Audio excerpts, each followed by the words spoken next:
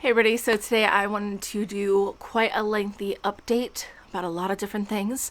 It's gonna be long, so let's just jump right into it. First of all, this angle is a little insane, but it's the only way that I can get you to see my eyeballs and not just the glare in my glasses, because I'll talk about that later. Second thing I want to get out of the way, just so we don't get it twisted, you don't forget who I am, because I'm a regular person.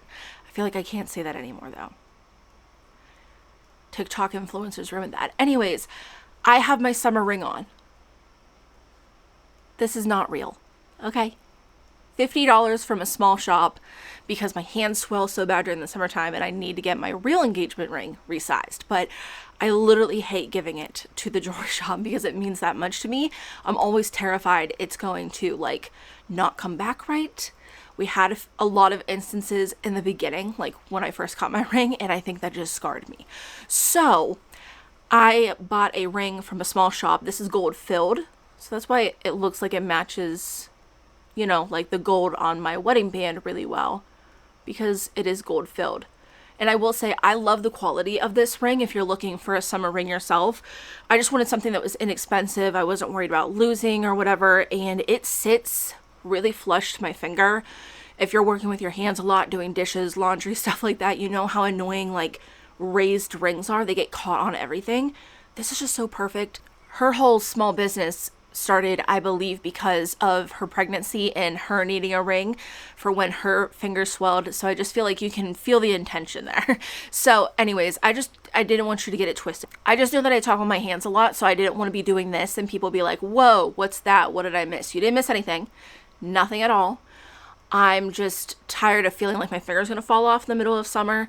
And so this is what we're doing. This is the compromise until I can part with my real engagement ring and get it resized, which shouldn't be as scary as it is to me. But anyways, getting past those two things, I just wanted to jump right into the update. I know that I've been gone for a month. It's not intentional. I'm not quitting YouTube. I feel like those are the comments that I get the most, is that you guys were afraid that I was just walking away from YouTube. I promise if the day ever comes that I fully quit YouTube, there would definitely be a video. I'm not just gonna walk off and leave you guys hanging. I don't like that. I'm not gonna do that to you guys, not ever. So if you notice me gone for an extended amount of time, I feel so ridiculous saying it now because of the stuff that has happened on TikTok, but I am a regular person, actually. So things have just happened in my life. It wasn't intentional at all. And that's what the point of this update is for. And moving forward, my content's not changing. I'm still going to have gift guides. I'm still going to do all the things that I do with you guys, like sharing homeschool content, favorites videos. I am trying to incorporate more of videos that I want to make and that I have excitement to want to film. Also, if you hear music, I'm sorry. I live in a semi-public space, at least during the summer. And it just adds to my long list of reasons why I hate the summertime. Because I literally can't stand other people. People are playing their music so loud. It's not my neighbors at all. We are very courteous to each other around here. Thank you very much. It's other people who come in and visit during the summertime that are not courteous and don't know the rules of this very quiet neighborhood. I sound very old, but I am, okay? I'm not very old, but my spirit is, and I don't want any noise. I'm not going to make any noise myself. And I just, you know what I'm saying? So sorry if you hear background stuff. I can't control it. I need to get this filmed. Like I said, I am trying to incorporate more things that I want to share because I think I have had a perspective shift as of lately. I would say over the past 6 months, I've really just felt a sense of what am I doing? I don't know what I'm doing. Going through the motions of something and you being what am I even doing this for anymore? And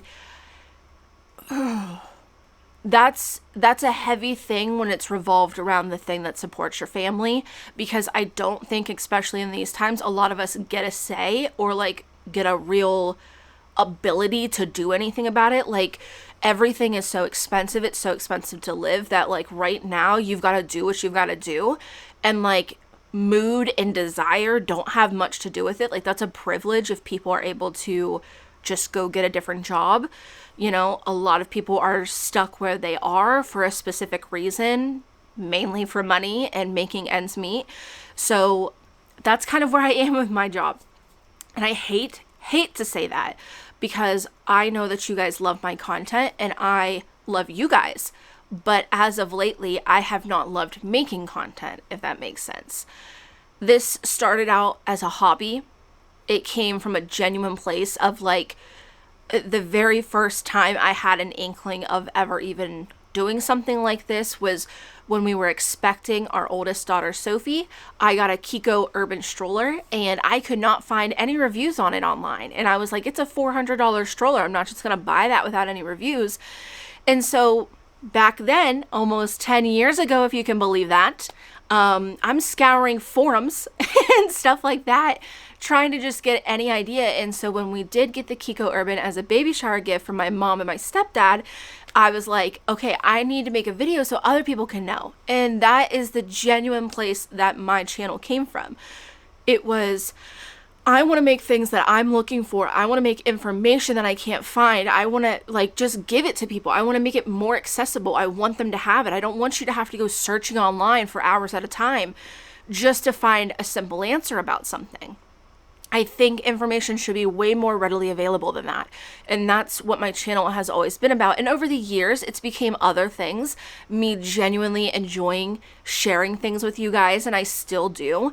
But I am also now rapidly approaching, well, we are in tween age with Sophie, but we'll also have another tween here soon with Miss Remy, who had her 8th birthday just a few weeks ago.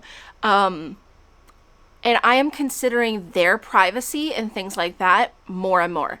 Obviously, you guys know it's always been a big priority of Mark and I's to protect their privacy and their online presence and let that be a decision that they make when they're older. They have only made a handful of appearances over the years on my channel. But, like, as they're getting older, I'm, like, thinking more and more even about that decision and, like, really, like, fine-tuning it almost, if that makes sense. So some things don't like feel right for me to make anymore, and I don't think I'm necessarily encroaching on any privacy for my kids, but it's just like, I don't know, there's a part of me that feels like it's not right, so I'm not going to do it. So things like that I'm considering more with the girls. So if you notice a shift in that, that's just like a parenting call on my end.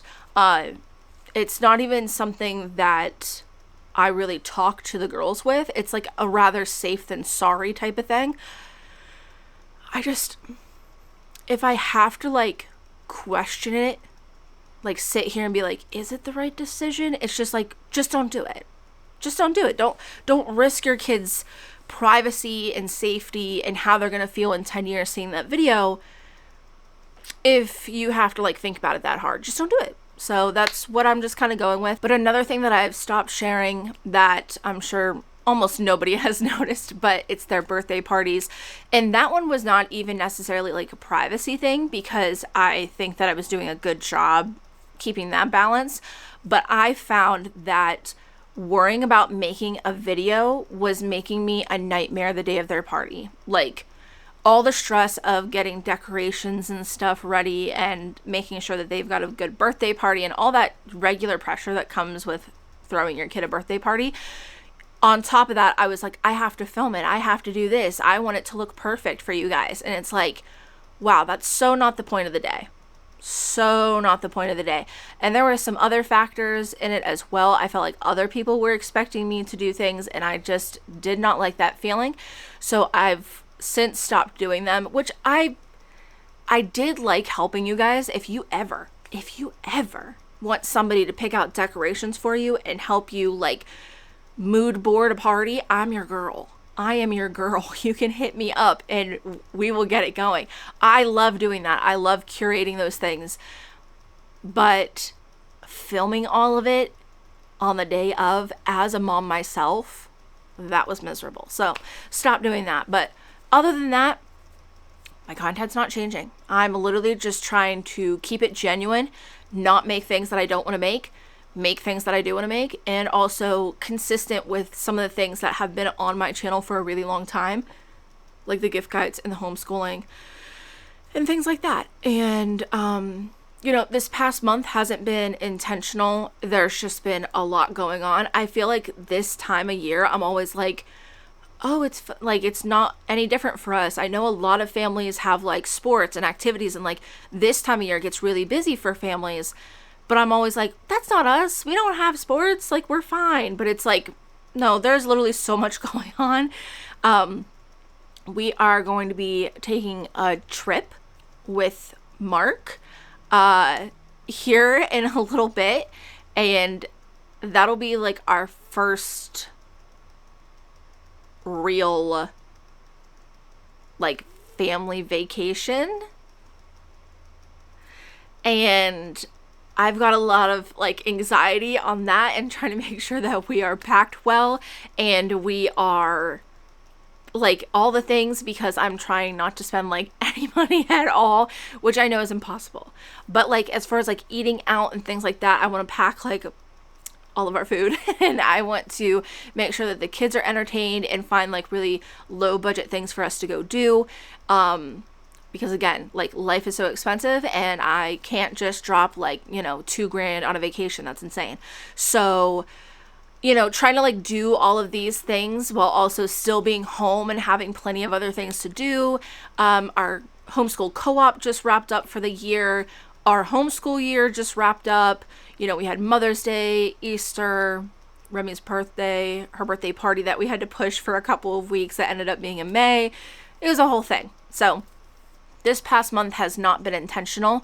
It's just felt like anytime Mark has time off of work, it's already been filled. Like there is no budging, there is no like doing something different. And so that's where we're at right now. That's my little absence. I did want to give like a brief little health update as well. I tried to make this several different times over the past few months. I mean, we're in May now, so it's been a while. I don't think I've updated you guys since my spinal tap and all the things that happened before that. I wanted to, but when I say that this was the I don't know what it is with me and medical trauma, but I've had enough of it for a lifetime. So I would love to not have any more. What I'm trying to say is that it was I hope I've been looking at the camera the whole time. I'm so used to it being right here. Now I'm worried that I've been looking here the whole time. I don't know. I'm just going to cross my fingers and hope, because we're not redoing this video for the millionth time. Anyways, sorry about that. If I've been looking here, it's because you guys are usually right here and not all the way up there. So I'm really hoping it's not just a bunch of me just anyways, giggle before the trauma dump. Anyways, oh, where do I start? I tried to tell you guys several times. I don't think I was ready for the first few. And since then, I've gotten a bit of clarity on the situation. I really don't know how to go about this, just in complete honesty. It's such a loaded topic that I don't even begin to know how to touch it myself. So long story short, I do not have IIH. So I do not have idiopathic intracranial hypertension like they thought. I do not regret at all bringing that up and bringing signs and symptoms to you guys. I don't regret it whatsoever. It is a rapidly,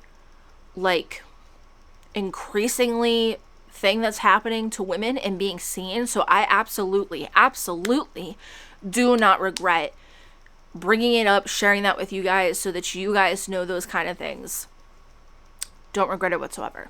However, I don't have it, which is a good thing, because it is a brain disease that cannot be cured. It's just treating the symptoms the entire time for the rest of your life. So it is a good thing that I don't have it, but I don't have any other answers either. before I get into, I just like, I don't even know where to start. Like, part of me just wants to like, just skip all over all that traumatic stuff that happened and just get to like right now. But, I went in for my spinal tap, which was supposed to confirm the diagnosis. I was mistreated in the hospital. It was the same hospital that I had my over a 12-week miscarriage at. So I already have a lot of feelings at this hospital. It's also where I gave birth to my 2 oldest daughters. So it's not like I don't have great memories there, but it is the closest ER. So every time I've had a miscarriage and ended up in the ER, which I've had, say it with me, 5 miscarriages. So quite a few times. That place is loaded for me. It's loaded with a lot of difficult feelings and things like that.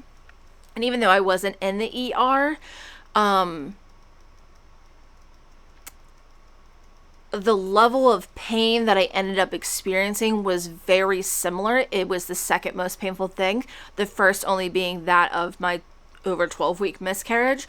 So it confounded at, like, I don't even know how to put it. Like, it was just literally the perfect storm.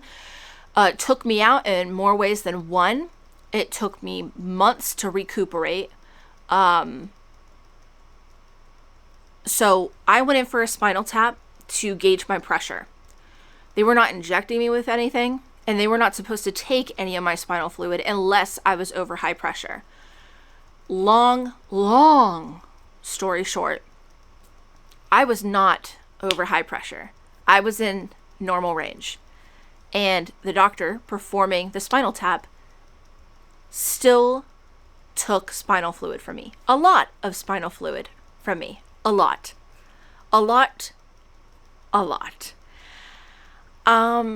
So because of that, because he took a lot of fluid, which, without breaking it down and getting into details that I really don't feel like speaking on, it's something that I'm working on in therapy, this whole experience.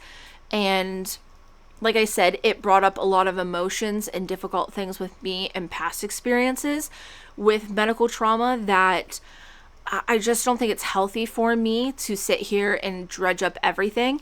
I think you guys know me, you trust me. There was a misunderstanding on my end in regards to what my fluid level was at. Like if I was high or low or where I was registering on my open pressure. So my understanding at the time was that I was way high, and that he had taken my spinal fluid down to make it so I wasn't high anymore. Okay, makes sense.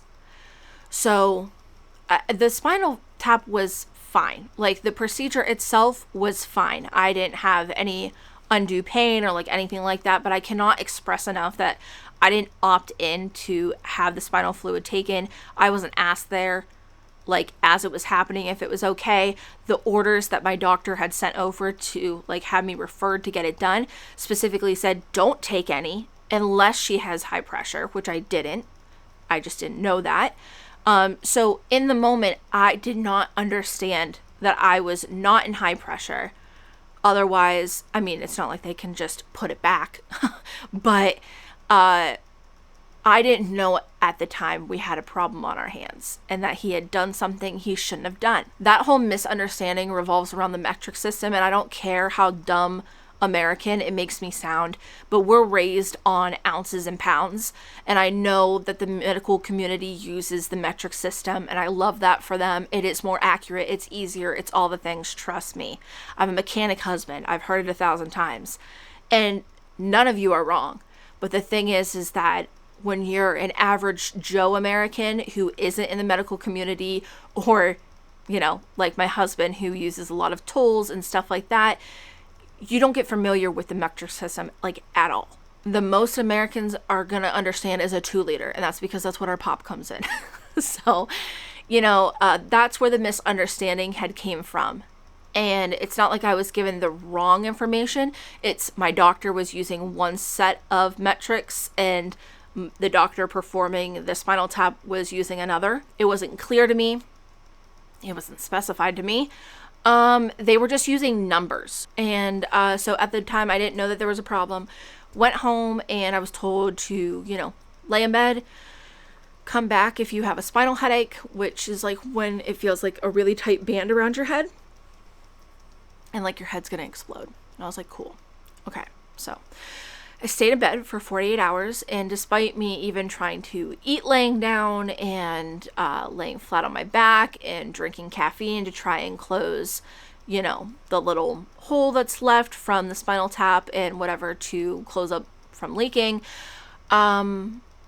I woke up with a pretty bad headache. And eventually I had to go back in and they wanted to do a blood patch on me.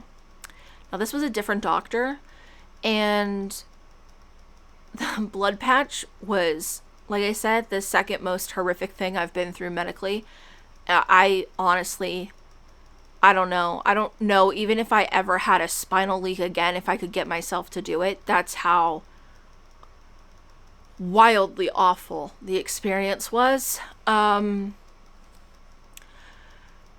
So the doctors who were on call at this point had thought that I had a spinal headache from a leak. So I come in, they do the blood patch, which is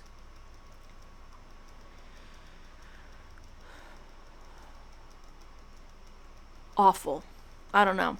I don't know how else to explain it. And it didn't work. I did it all for nothing. They were like so confused because, I wasn't feeling better right away. And they're like, this is foolproof. This is what we do if you have a leak because it works.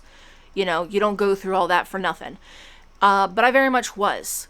I had gone through it for nothing. I really had, because I spent like an additional 2 hours laying in bed. The doctor just kind of kept trying to, I was laying flat because I could not even sit up. I couldn't stand. I couldn't go to the bathroom by the time I had to go back to the ER because of my head. And it was so bad. It felt like it was going to explode. They're not joking. They're not exaggerating when they say that.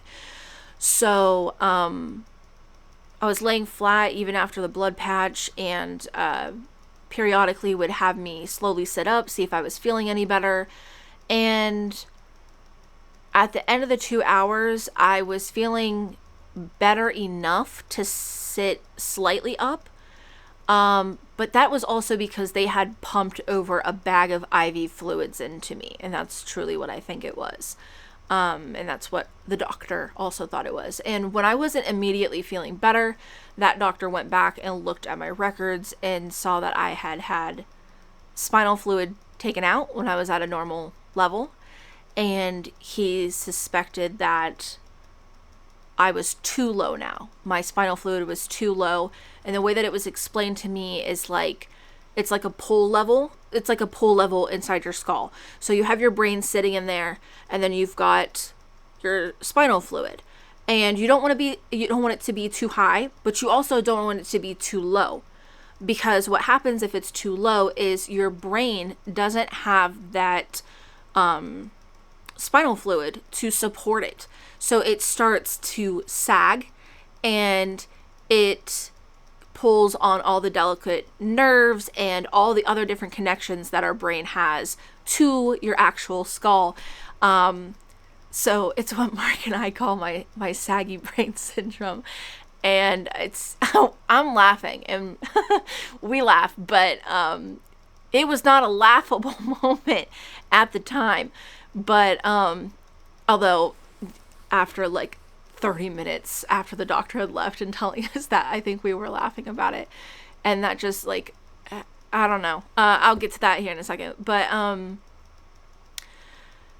yeah, so there was nothing that they could do. I was told that because my spinal fluid was so low, I was going to feel like this. I was going to have a spinal headache for a while until my body could slowly build back up the spinal fluid and get my level back to where it should be. Yeah, there's nothing you can do to increase that. Obviously you can stay hydrated, make sure your body's not dehydrated, but there's nothing that you can do to stimulate more spinal fluid production. Not quickly, overnight, replenish it like that. not how it works. Your body just has to make more. So, for about 2 weeks, I was like bedridden. Just couldn't even do anything else. And then after that, it took me about a month and a half. I just want to say maybe 2 months between the back pain and the headaches and stuff like that. And even to this day, we're in the butt end of May. Are we? Yeah, we're getting there. And if I do not sleep well enough, if I'm not hydrated enough, I still have mornings where I wake up and I have spinal headaches. It happens occasionally. It's happening less and less frequently as time has gone on, but it is still something that I experience occasionally. And let me tell you, as someone who gets headaches and migraines and things like that, I know what those things feel like. I know what my oddball headaches that don't feel like my normal ones do. Like things like that. Spinal headaches are very, very specific. It's not like your head hurts.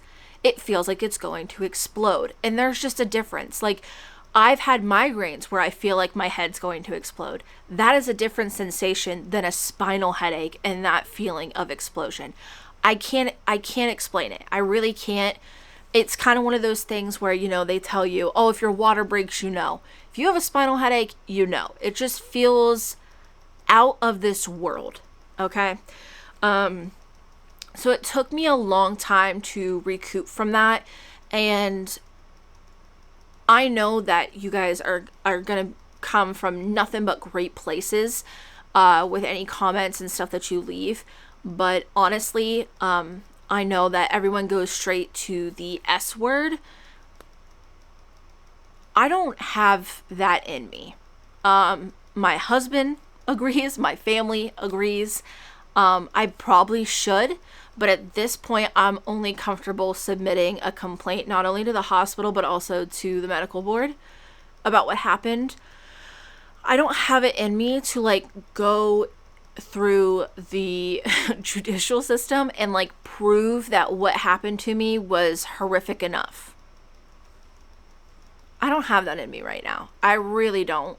Like I said, for a multitude of different reasons, that entire experience was traumatic and scarring and indefinitely. I don't know that you could ever get me to do something with my spine again. And I'm all business aside. I'm not joking here. I'm not kidding. I'm not trying to make light of it. I truly don't know if you could get me to do those things again. I don't know. I really don't. Because of what I went through. And the blood patch I don't, if I ever had to have another spinal tap and for some reason I needed a blood patch, I don't think I could do it. I thought that they drew blood out of your arm, but they don't. It has to be a sterile procedure. So you have a nurse on one side who is drawing blood, and she was drawing it out of my hand. And you can hear the squelching from her pulling it with the syringe, because it's got to be, like I said, sterile. And then she's twisting that off. She's handing it to the doctor who's behind you, who has a needle in your spine. And he's screwing that on his needle, and he's injecting it straight into your back. And you literally keep doing that until you cannot take it anymore. That's the whole point of a blood patch. They're literally back there until you cannot stand it. All while you're having a spinal headache that makes you feel like your head's going to explode. And because of that headache, I had not eaten or drank for probably 12 hours at that point because it was just so bad. All I could do was just lay in bed. I know people who have migraines get that, because when a migraine gets so bad and I'm nauseous, I know how good water is for your brain, but you can't get me to drink it when I have a migraine. And because it had to be sterile, they had to have Mark leave the room, and he was just right over the surgical bay. It's just a bunch of rooms with curtains, so they just had him go over to the next one. And he's the things that he said about how I sounded, which in the moment, I just remember more like almost passing out constantly. The things that he had said about how I sounded afterwards, I don't know. So I don't have it in me to do what everyone thinks I should do, and I don't disagree with you. But it's not as simple as this happened to me and it shouldn't have happened to me. And people go, "Yeah, you're right. Okay, here you go." It's like, no, you've got to prove it. And it's like, I know that submitting my complaints will help protect future patients. But past that, even if it's what he deserves because he took something without my consent and it had horrible effects on me, I don't have it in me to say, yeah, like what I went through is justified. Like, I don't know. I'm just not there yet. As the months have gone on, I feel like my opinion and my insight with it have changed a little bit. But it's just, like I said, that whole experience, for a lot of different reasons, was very loaded. And trying to just like sit with it and then also just like take piece by piece of it out and try to cope with it. Like I said, I'm working with my therapist about it. Also, my nightmares came back, so that was amazing. Yeah, just it's been a lot. And the update with my eyeballs is that there's no change. I've had field of vision testing done. It's looking just fine. I'm not losing my vision, which is a good thing. My doctor's got a new kind of machine that not only takes a picture of the optic nerve, but it also like scans it, like renders the whole thing so they can get a bunch of different information on it. So we've done that a couple of times. It's still swollen. So we are going a different route. My optometrist, she feels as though we need to explore it as long as it doesn't involve my spine. I think I'm down for trying a couple more things. I'm not in any position to pay more medical bills. So I'm just going to get a second opinion from this doctor, which I can easily pay with like our FSA, because it's just like a copay. But if they want procedures and all that stuff done, that's going to be something that I have to think about.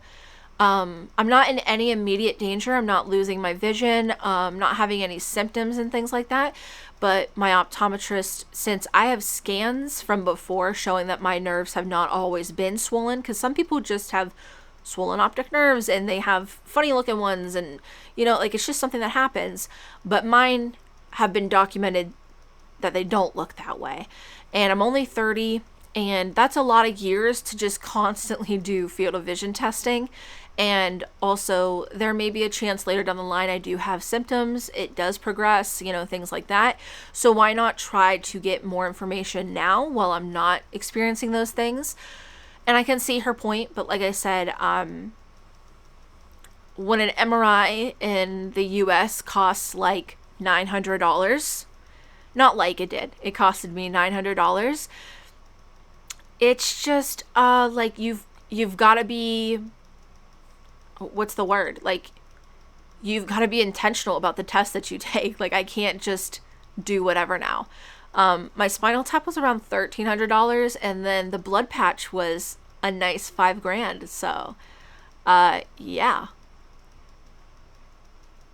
Tack it onto the account, I guess. Like, it's the same hospital that we had Sophie's tubes done in her ears, and that costed us $6,000. And that happened when she was 2. She's going to be 10 this year. We're still paying on that. Add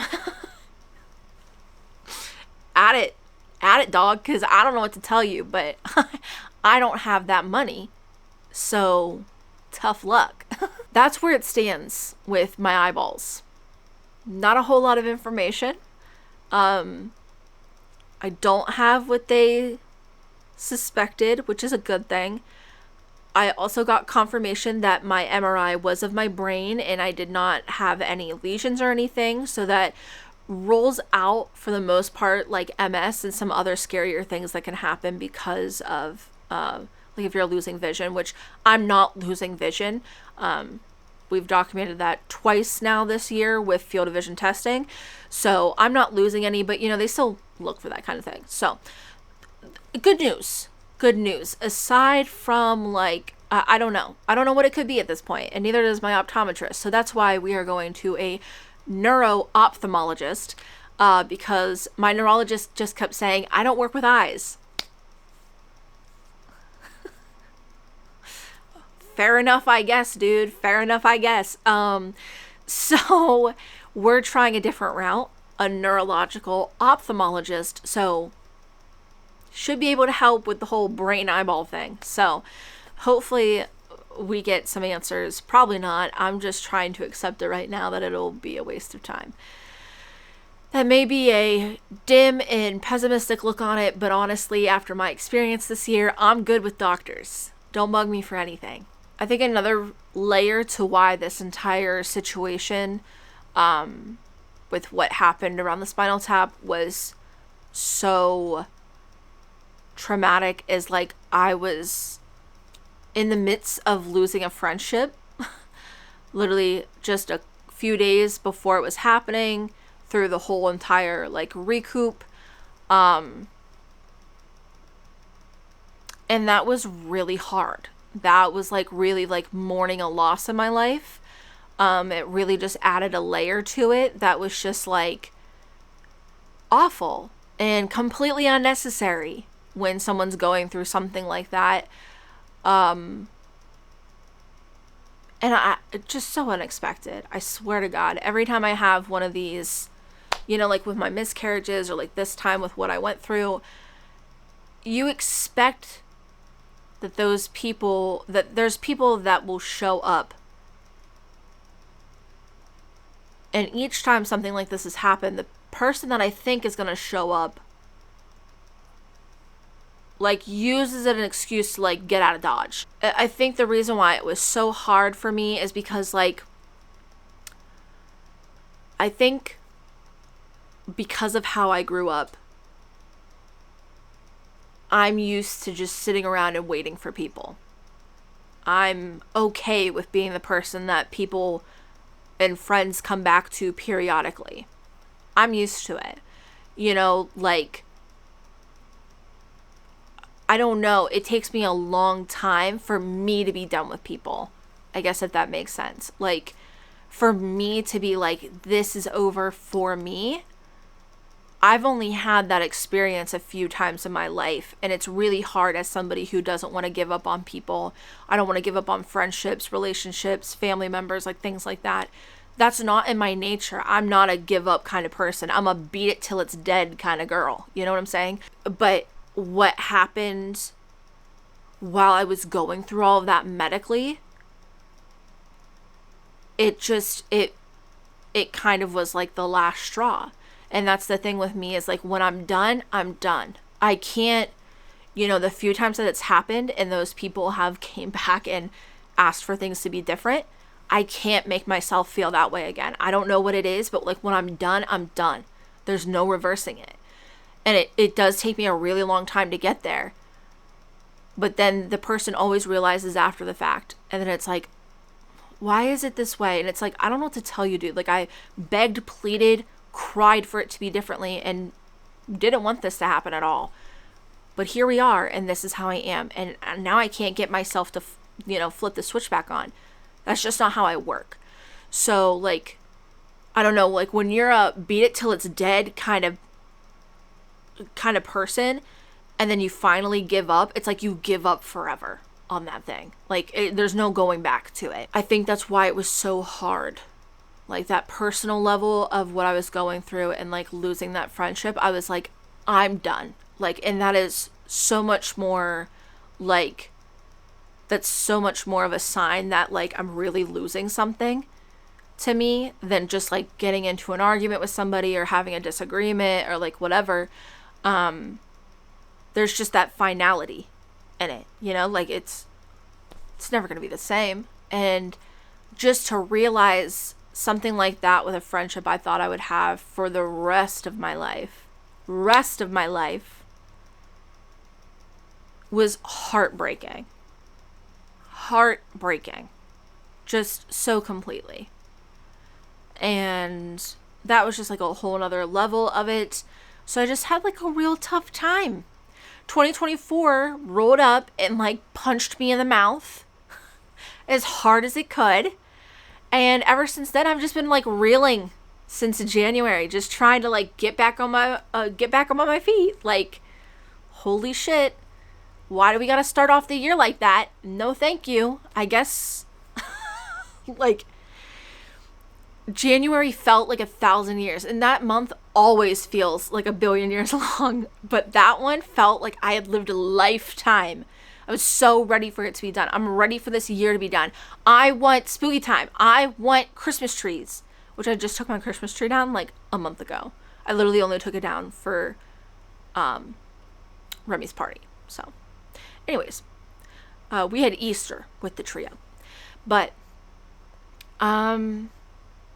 yeah, I've just been going through it, and we have homeschool, and we've got co-op, and we've got, all these other things going on with my family, and there are some things there. The reason why I'm busy also has to do a little bit with my family, but I'm protecting someone's personal life, and trying to keep things to ourselves here. But like when my grandpa was put on hospice, we felt this need to spend a lot of time with him, and somebody very close to us isn't doing well, and we're just getting that feeling again. So trying to do what we can there, and that's also just like a very loaded thing as well. So doing my best with running around, doing all the things for the children. I know that like what I was talking about and like what I went through was really heavy, but I hope that you guys can see a difference in me today. Like, obviously talking about those things is hard, and all the different things that were happening simultaneously, very difficult. But where I am today, I'm in a better spot. Like I said, I'm working on it in therapy. I'm done seeking out other friendships, which sounds kind of messed up, but like, my husband is my best. Like, he is, I've never had to ask Mark to be there. I've never had to beg him to show up. I have never asked like anything like that, because he doesn't even remotely move from my side. And it's not like a weird thing. It's not like a possessive thing. It's literally just like when you find somebody and they love you and they want to support you in like the most genuine way possible and care for you, like that's just what they want to do. You don't have to beg them. You don't have to ask them to show up. You don't anything. And not to say that our marriage is perfect. Certainly is not.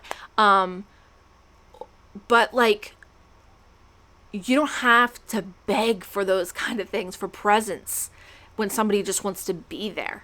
I do think having other friendships is important, but like when it comes to being like my best of all best friends, it'll always be my husband, because he has never in almost 13 years made me question anything. And he had me laughing in the parking lot of Wendy's when we had our over 12-week miscarriage.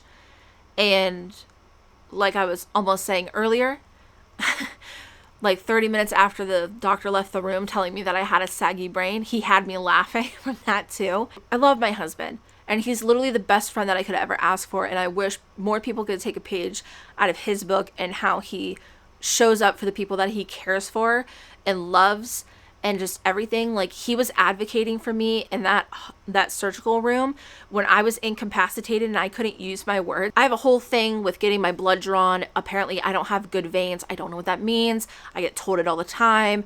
But I was literally incapacitated, could not like advocate for myself because I was in so much pain in so many different areas.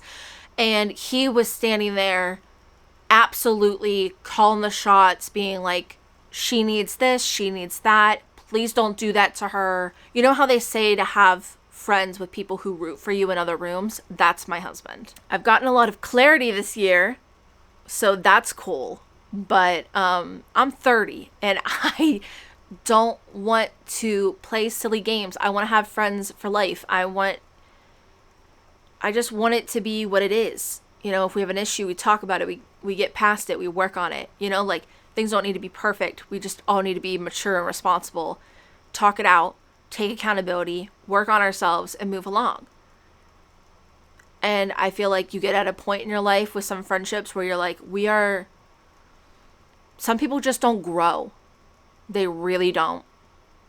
And no matter how much you want that to be different, it's not. And you can't do that work for them. And you'll be miserable if you hang around putting your all into somebody like that and they can't give you anything in return. And I would also like to say that I made a mom friend too. So I'm very excited about that because she is super cool and our kids love hanging out and playing together and stuff like that. So that is the one plus side of this here. Yeah, like my first real, not from my hometown mom friend, and it just feels very genuine and real and adult. Just like I was saying, like both of us, I feel like have such great mindsets when it comes to this kind of thing, like relationships in general, and like just morals and values on the very same level. I knew I was going to like her the second I overheard her telling somebody that the reason why she pulled her kids from public schools because they came home and said, oh, the Native Americans were friends with the Pilgrims. And she was like, nope, we're not doing that. And she pulled them and now she homeschools, and obviously so do we. And I knew from there that like we'd have a great relationship, and we have so far. I know this has been super long, but I've also missed a lot of time with you guys, and I have a lot of time to make up for. So felt like it was worth giving you all the details. And I've been thinking a lot about how 1 year I had made a video on here saying that my word for the year was going to be content, and how I wanted to be content with things. And I'm wondering, I don't know what it is. I really don't. For me, I think it's age. Maybe it's different for everybody.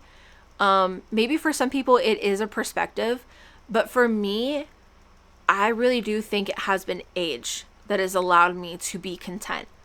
Like there was a time where Mark and I wanted to get out of this house and go buy another one. And like, it just feels like we were so hell-bent on that. And like now I just want to stay here. You can't make yourself be content, I guess is what I'm saying. Like, you know, I was trying to practice that year, and I think I did the best that I could, but you can't make yourself be content. And as of lately, I've just felt that in a lot of different aspects of my life. And like, I enjoy this. There's nothing wrong just because other people have something different, or, you know, whatever. This is what I want. And this is what I have, and I love it, and I like it, and this is what I want to keep doing. So I've had a lot of that lately, and I just thought that was very ironic, because I know that was one of the words I chose for one of my like New Year's videos a few years back. I want to say a few years, and it was probably like 6 but yeah, that's just kind of where I am. And I don't know that I want this to be my lifelong career, but I have an idea of what I want to do, but I'm not there yet. I probably won't be for some time, but I think I can get there, and I would like for this to be my hobby still. It's also the way that I support my family, so I'm going to keep at it. And I appreciate you guys being here and supporting me and loving me and my content, and however you support that. Lastly, and I'm hoping because I'm putting it at the end of an hour-long video that this video will not get like suppressed, but I am going to put a GoFundMe in the link down below. I found this family from Operation Olive Branch, and it is to help them get out of Gaza. So there's a mother and son. I'm going to put their picture right here. She serves over 250 families in Rafah, being an admin of a local child organization there. And her husband had just started teaching outside of Gaza right before everything happened. So because of that, she's been caring for their son and herself in their tent in Rafah, and they would like to be reunited with husband and dad. So we're going to do what we can to make that happen. I will link the GoFundMe in the description box, like I said. I'll also have a link to Operation Olive Branch. There's a master list of families and GoFundMes that you can take your pick at and look at, but I'm going to tell you right now, it is overwhelming. It'll crush you exactly how many people are trying to get to safety. So I felt like it might be best to give you both options, whether you just wanted to help one particular family or if you wanted to look at the list yourself and make a decision from there. You've got either options. I know, like I said at the beginning of this video, how incredibly expensive everything is. So obviously there's going to be people who cannot afford to give anything to this GoFundMe, and that is perfectly fine. But you could like this video, you can comment on it, you can even hit the copy link button, and that'll push this video so that more people can see it. So you can do things like that. You can also just go to the link of the GoFundMe and you could share that on your personal social medias if you want to do that. Any of those things are absolutely helpful. They don't cost you anything other than a few moments of your time. There's plenty of ways to help Palestinians without any kind of monetary donation. So please don't think that just because you're super strapped right now, which I completely get it. I'm trying to figure out how to cut my grocery bill by like $150, like something like that. But I also do think that people understand that there is a genocide happening and that we need to do what we can to get these families to safety, whether that be liking, sharing content that you see, not just mine, anywhere, on any platform. If you see someone's stuff, just like it, just repost it, just reshare it, things like that. Just clicking anything on a post, however you want to interact with it, will help engagement and it'll push it to more people. So maybe it does land on someone's page who can donate $5, $10, $500. I always see those like anonymous donations on GoFundMe that are like $500, $1,000. And it's like, I'm like, who has that money? Who has that? I want that because I would love to do those things too. But maybe by interacting with things, you could get that on someone's page who does have the funds to do that kind of thing. So I just want to reiterate, I know a lot of the times it feels like, what can I do? Am I doing enough? Palestinians have asked, number one, that we do not stop talking about them and what is happening. So right there, already doing your part. And number two, do what you can. Whether that's boycotting, following the boycott list, the BDS list, which I will also link down below for you. Now, the BDS list is different than maybe some of the larger boycott lists that you have seen, but the BDS list is very specific because we're trying to target and concentrate our boycott into certain places to get the most results, if that makes sense. So there's plenty of ways that you can help. I absolutely want to thank you for your time because that is a very important asset too. So thank you so much for spending this hour with me and listening to me and getting caught up with me.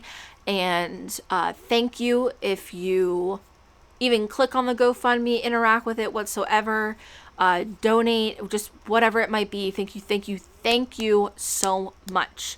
So I have some nail videos coming very soon. I finally got those filmed. I'm very excited to edit and upload those. I was also going to do a removal video, but honestly, I did those nails with you guys and I ripped them right off because I've been very anxious lately. So that's on me, not on you guys. Maybe I'll do a removal video someday, but honestly, I feel like it's for the most part self-explanatory. And I'm just not a good example for it because I just like stress pick mine off and that's not good. That's not an example. But hardly ever do I have to actually remove my nails and it's not me just like biting them off because I'm anxious. So nail videos coming very soon. After that, we are going to get into favorites and homeschool and all the usual stuff for me. Thank you so much for hanging out with me the entire time. If you guys enjoyed the video, please make sure to give it a thumbs up. And as always, thanks for watching.